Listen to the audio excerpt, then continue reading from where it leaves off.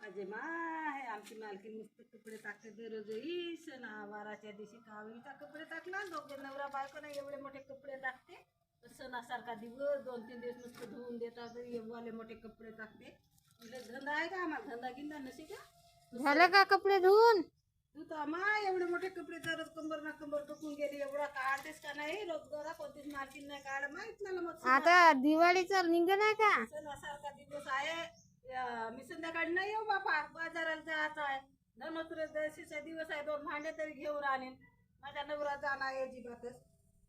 आता दिवाळीच्या कामात नाही येऊ म्हणला बापा तुमच्याच घरचा करत राहून आमच्या घरचा कवर करा ना आम्ही गरीब माणसं झाले म्हणून तुमच्याच घरचा करत राहून कामा आता दिवाळीचे काम राहतात जास्त दिवाळीचे काम राहतात तर पोराबारा धरून तुमच्याच घरी जेवायला येऊ जेवायला म्हणाल तर येऊ जेवायला नाही बोलवायला तुमच्याच घरचा धंदा करून आमच्या घरी कोण करेल ना करते करते कोण करतो एवढा नवरा घराला चुना नाही मारलं काही नाही मारलं कोण करेल आता संध्याकाळी चुना मारेल बाजारात जाऊन 2 भांडे घेऊन आणेल नवीन दस्तुराचे आम्ही गरीब माणसा घेतो 2 भांडे धनोत्रयोदशीच्या दिवशी तुमच्याच घरी करत राहून का एवढा काम करत ठेवता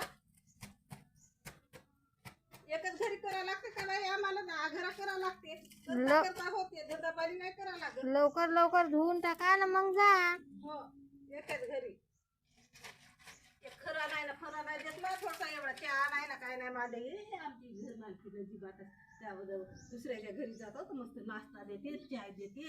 हे मोठी चिकटेली भोकी आहे ना घर मालकीन एवढी एकच पोरगा आहे तरी एवढा कोटी टाकतात एवढा मोठा पगार नवऱ्याचा का